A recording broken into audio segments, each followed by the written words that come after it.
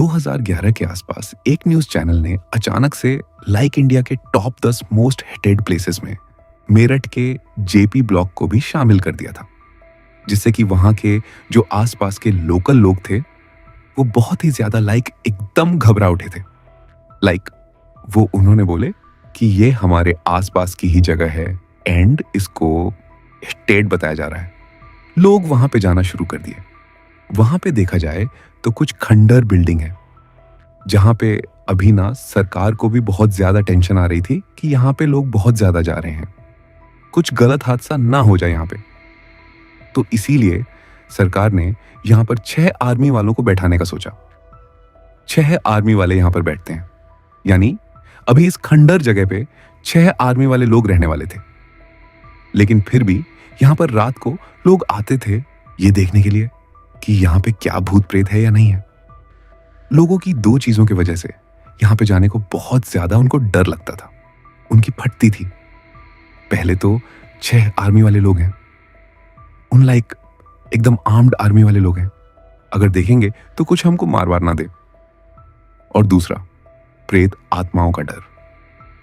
आप वहां पर जाओगे ना तो आपको जरूर एक बार ऐसा खंडर जगह पर खड़े होने के बाद डर तो आपको लगेगा, चाहे वहां पर कोई हो या ना हो, फिर भी आपको किसी ना किसी के होने के एहसास से तो खौफ महसूस होगा ही होगा कि यहां पर कोई तो है मेरे अलावा है, लेकिन बस वो जिंदा नहीं है।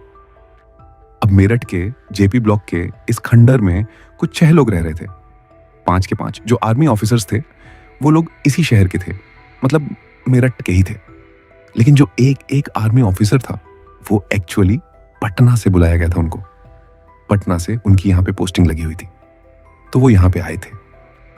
लेकिन उनका ये कहना था कि मेरी माँ भी मेरे साथ ही रहेगी यहाँ पे, क्योंकि उसकी माँ का कहना था कि उसकी माँ पहले तो बहुत ज्यादा बूढ़ी हो गई है एंड वे अपने बेटे के अलावा कहीं और पे रह नहीं सकती। एंड उसके साथ साथ उसकी माँ कहती है कि मुझे सोने में तकलीफ होती है, मुझे आसपास कोई ना कोई चाहिए, मैं वहां पे पटना में अकेली रह जाऊंगी, दैट्स मुझे इसके साथ रहना है। एंड अभी पंकज की बातें पहले तो कोई मान नहीं रहा था, लेकिन अभी at the end of the day सबने उसकी अर्जी भी मंजूर कर दी। Now it was the very first day. अभी पहले दिन में सब लोग ने अपना इंट्रोडक्शन दिया, एकदम नॉर्मल था। ऐसा लग रहा था कि कोई खंडर में रह ही नहीं रहा है, एकदम सब कुछ एकदम नॉर्मल था।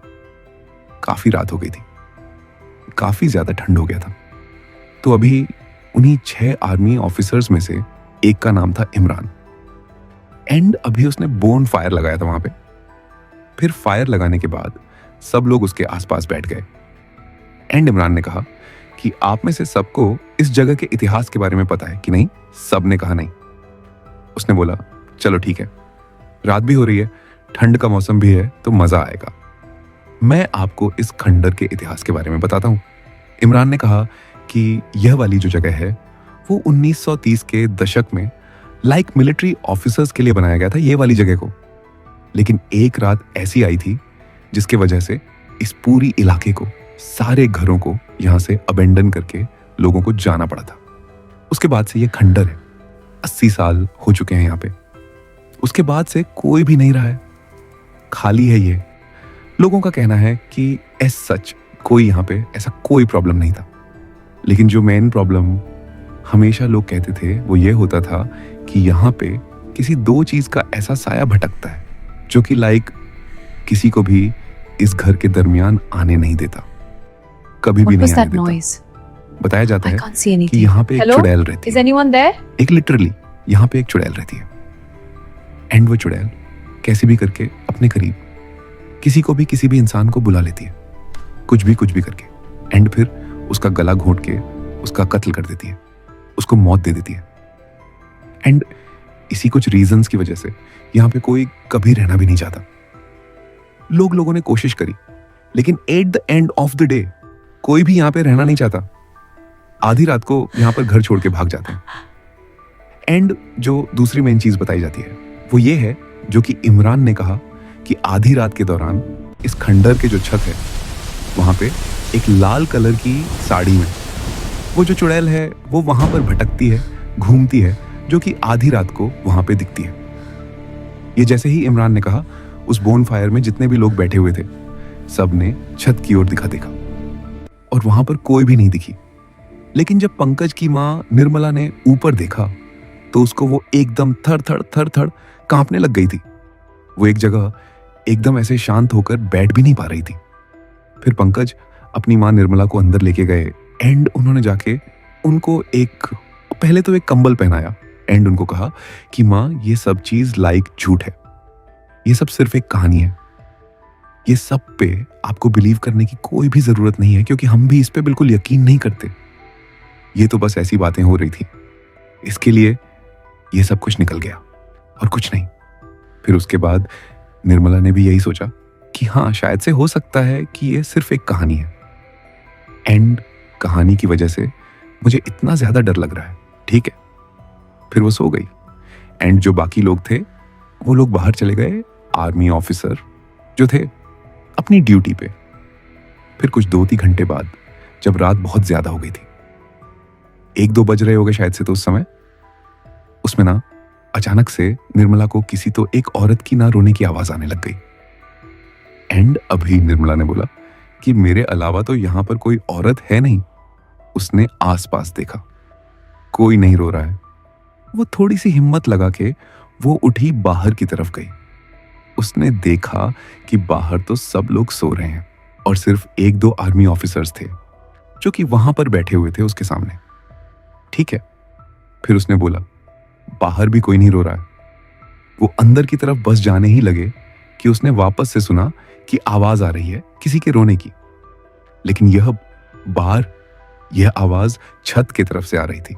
निर्मला एकदम तुरंत से पंकज की तरफ गई एंड उसको उठाने लग गई कि पंकज देखो, यह वही औरत की आवाज आ रही है, देखो छत की ओर से आ रही है। फिर पंकज एकदम गुस्से में आके उसने कहा कि माँ ऐसी कोई औरत है ही नहीं, ये सिर्फ एक कहानी है, तू क्यों इतना ज्यादा खौफ में आ रही है? कोई भी औरत नहीं है। अगर आप इसके बारे में सोचोगे तो आपको और भी ज्यादा यहां पर डर लगने लगेगा। फिर निर्मला ने सोचा कि शायद से यह एकदम सही कह रहा है।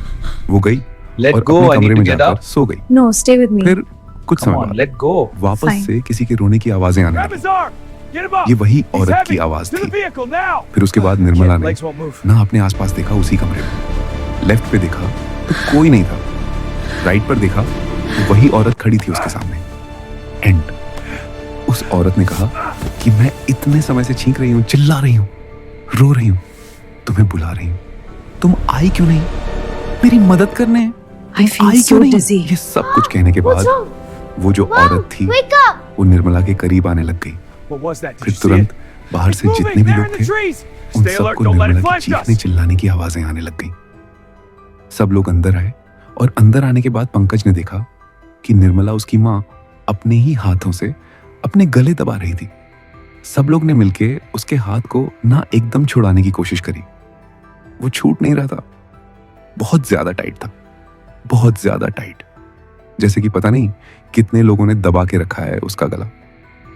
इतना ज्यादा ट्राई करने के बाद आखिर में उसने अपना गला छोड़ा। पहली रात ऐसी बीतने के बाद पंकज ने और उसकी माँ ने इतना ज्यादा खौफ आ गया था कि उन दोनों ने यह वाली जगह को छोड़ दिया। पंकज ने भी ये वाली पोस्टिंग से उन्होंने बोला कि नहीं, मुझे ट्रांसफर कर दो किसी और नौकरी पे एंड उसने भी ट्रांसफर लेके वो कहीं और भी उसकी पोस्टिंग आ गई थी एंड जो बाकी 5 लोग बचे थे उन्होंने भी धीरे धीरे करके ये वाली नौकरी छोड़ दी, ये वाली जगह छोड़ दी, ट्रांसफर मांग लिया। ये वाली जो जगह है ना गाइस, ये वाली बहुत ज्यादा एक खौफनाक जगह है। इसको बताया जाता है हर वक्त आप एक चीज देख सकते हो कि ऐसी बहुत सारी कहानियां होती हैं जो कि कहानियां तो होती हैं लेकिन इतिहास के पन्नों में वो दफन नहीं हो पाती, अच्छे तरीके से दिखती नहीं है, वो कहीं पर गायब हो जाती है। वही चीज इस कहानी के बारे में भी है। मीरठ के जीपी ब्लॉक की कहानी। अगर आप ऐसा सोचना चाहोगे कि क्या हुआ था उस लड़की के साथ, कौन है वह चुड़ैल, अगर आप उसके बारे में पता करना चाहोगे तो आपको कुछ भी नहीं दिखेगा, बस आपको इतना पता चलेगा कि हाँ वहां पे एक चुड़ैल है, एक विच वहां पे रहती है जो कि लाल कलर की साड़ी में वहां पर भटकती है। गाइस, यूट्यूब पे भी ऐसे कई सारे ब्लॉग्स हैं। वैसे देखा जाए तो इसके बारे में बहुत सारे लोग वहां पे जाते हैं, लेकिन उनको दिखता नहीं है। लोगों को पता नहीं हमेशा ऐसा क्यों लगता है कि हम यहां पे जाएंगे और हमको लाइक वो आत्माएं दिख जाएंगी। ऐसा नहीं होता। There is a thing called कि आपको उनके मरने का वक्त मैच करना होता है। आपको उनके मरने का वक्त, समय, दिन, हर एक चीज मैच करना होता है। तब जाके आपको वो भटकती हुई आत्मा आपको दिखेगी। वो ऐसे ही नहीं दिखेगी आपको। लेकिन शुक्र मानिए, अगर आपको वह आत्मा नहीं दिख रही है तो शुक्र मानिए। लेकिन यहां पे ना सिर्फ इस एक आत्मा का खौफ नहीं है। बताया जाता है कि यहां पे और 4 लोगों के भी आत्मा भटकते हैं। बताया जाता है कि कुछ लोगों के ऐसे एक्सपीरियंस हैं कि ये उस खंडहर में जाते हैं जो लोग हैं, एंड उनको उनके नजरों के सामने 4 आदमी लोग दिखते हैं, 4 लड़के लोग दिखते हैं जो कि वहां पे ऐसा ग्रुप बना के शराब पी रहे होते हैं। एंड जैसे ही ये लोग उनको देखते हैं, उनके थोड़े करीब जाते हैं, वो लोग गायब हो जाते हैं, अदृश्य हो जाते हैं। हो सकता है कि कई सालों पहले वह लोग आए हो यहां पे इसी खंडर जगह पे ऐसे मौज मस्ती करने को। एंड वही लाल कलर वाली जो साड़ी में औरत भटकती है यहां पे, उन्होंने इन लोगों को देख लिया होगा एंड इनके साथ भी वही किया होगा। मुर्दा गला घोंट के मार दिया रहेगा इनको, एंड फिर इनकी भी आत्माएं यहां पर भटकती होगी। तो गाइस, कुल मिला के यहां पे 5 आत्माएं भटकती हैं, ऐसा बताया जाता है। ऐसा बताया जाता है। मैं भी आपको यही कहना चाहूंगा कि अगर आप गलती से भी ऐसा सोच रहे हो कि मैं मेरठ के जीपी ब्लॉक में जाऊं, अगर आपको यहां का रास्ता पता चल गया है यहां वहां पे जाने को, तो गाइस वहां पे आगे मत बढ़िए, पीछे हो जाइए वहां से। ये जगह बहुत पनवती है, यहां पे आपको बिल्कुल भी नहीं जाना चाहिए। अगर आपको ये वीडियो पसंद आया हो तो चैनल को सब्सक्राइब जरूर करें और बेल आइकन दबाना न भूलें, ताकि ऐसी ही और वीडियो सबसे पहले आप तक पहुंचे।